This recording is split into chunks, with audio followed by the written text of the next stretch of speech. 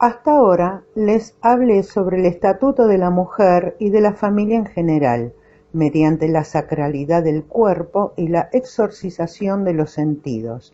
Pero, si se quiere comprender por qué la mujer y el niño debían hallarse siempre protegidos, es preciso que les explique sobre el papel del hombre y la omnipresencia de la violencia privada.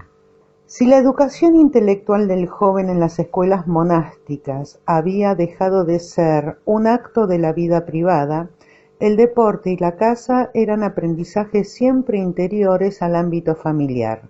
Se iniciaban, por lo general, después de la barbatoria, una ceremonia que tenía lugar tras el primer corte de barba del muchacho. La salida del vello constituía la prueba de que una de las cualidades fundamentales del hombre, la agresividad, iba a poder cultivarse. Desde la edad de los 14 años y aún antes, nadar, correr, caminar y montar a caballo eran deportes aprendidos muy pronto, casi indispensables. Habría que decir inclusive saltar sobre el caballo, porque a falta de estribo hasta el siglo IX, cada uno tenía que tomar su propio impulso, saltar con las piernas abiertas y las manos juntas sobre la grupa del animal. Para bajarse, tras haber pasado por encima una pierna, el jinete se deja caer al suelo con los pies juntos. Y muy pronto, entre el hombre y el animal familiar, se estrechan unos lazos muy particulares. Son a veces tan fuertes que allá por el año 793, durante un ataque musulmán a Conque, un joven aristócrata aquitano, Dafus, prefirió conservar su montura que cambiarla por su madre prisionera, a quien los enemigos decapitaron. Un mismo apego se producía con respecto a la espada regalada por el padre o por el señor después de la ceremonia de la investidura o espaldarazo. Una vez que el aprendizaje militar, el manejo de la espada, del arco, del hacha, había terminado, el padre, bien lo fuera por la sangre o por adopción, hacía arrodillarse ante él al muchacho y le golpeaba violentamente en la espalda para comprobar su resistencia.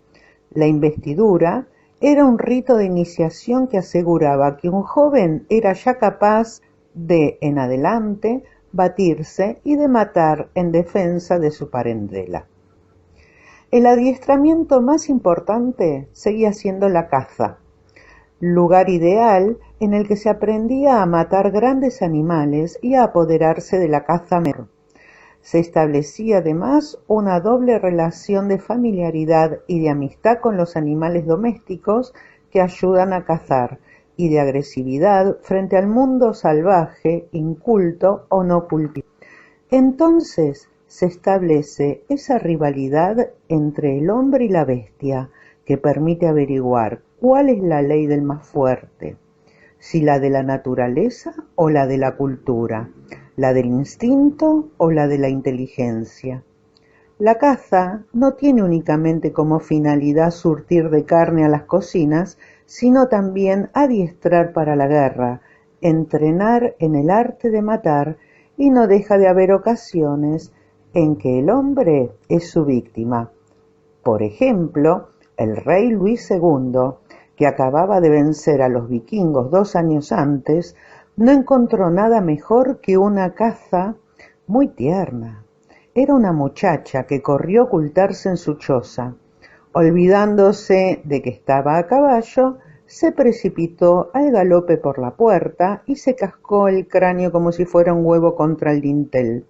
Evidentemente que estaba demasiado bajo. Los placeres de la caza tenían sus inconvenientes.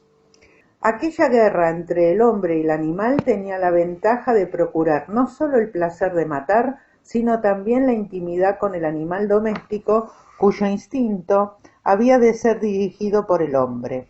Para la caza a caballo, los galorromanos utilizaban perros de 2 tipos, los de Umbría y los molosos, tal vez el equivalente de los perros corrientes y de los dogos que agarraban a la bestia por el cuello.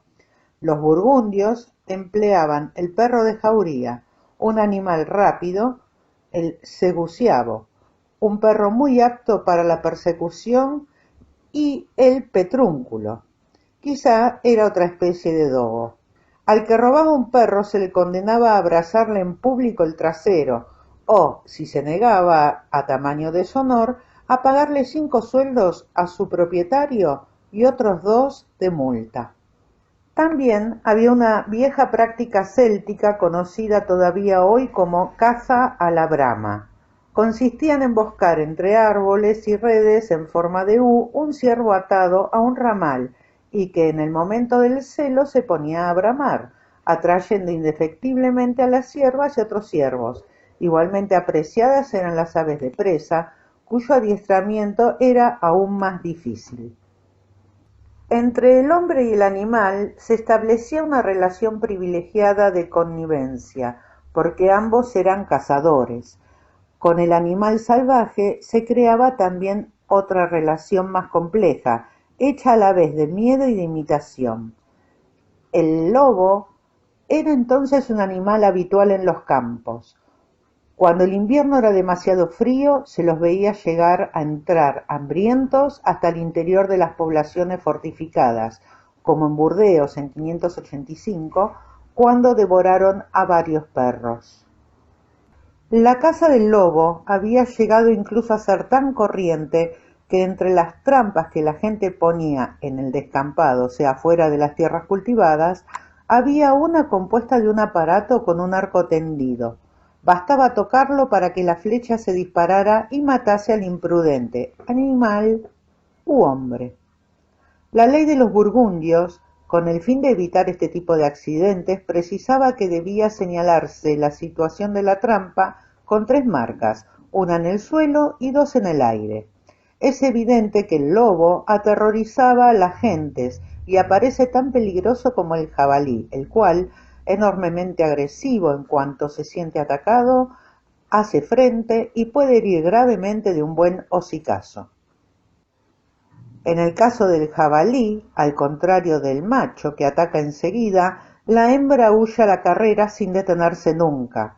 ¿Cómo hubiese sido posible que los francos no se vieran tentados a establecer un paralelismo entre estos machos agresivos y el varón, por un lado, y las hembras siempre fugitivas para proteger su progenitura y la mujer por otro?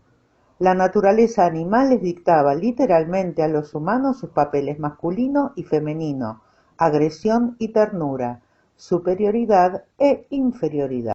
Para acabar con este amor-pasión, este temor y estos miedos frente al animal, mencionemos los últimos puntos reveladores.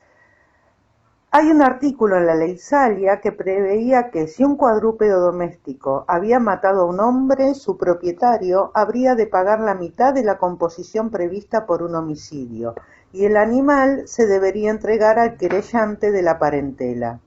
Esta práctica, que fue el punto de partida de los juicios por animales durante la Edad Media, revela con toda claridad la creencia profunda en la capacidad destructiva del animal, mundo oscuro de violencia que hay que dominar. Se trata también de probar el sentimiento entre hombre y animal como cómplices y autores de la misma pulsión de muerte. Es el mismo sentimiento de donde procede la práctica de los germanos de vestirse con pieles. Los romanos veían en forma desagradable a los germanos que estaban vestidos con pieles, signo indiscutible del salvajismo a sus ojos. Ahora bien, el chaleco de piel se difundió por todas las etnias. Carlomagno lo llevaba de la misma manera que cualquier campesino en invierno, solo que con el pelo por dentro.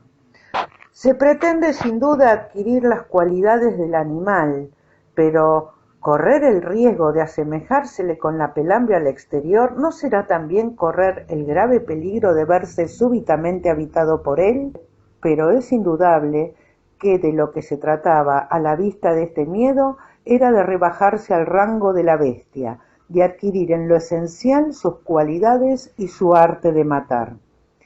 Mientras que la caza crea un vínculo con la muerte, la pesca, por el contrario, parece curiosamente ligada a la vida, porque la pesca no moviliza las energías. Quien dice pescado acaba por decir monjes. El ayuno litúrgico de la Cuaresma y el Viernes Santo provocó entre los laicos la imitación del comportamiento habitual de los monjes, es decir, la dieta de pescado en tales días. Lentamente, el consumo de pescado de mar se fue desarrollando hasta el punto de convertirse en más importante que el pescado de agua dulce a lo largo del siglo X.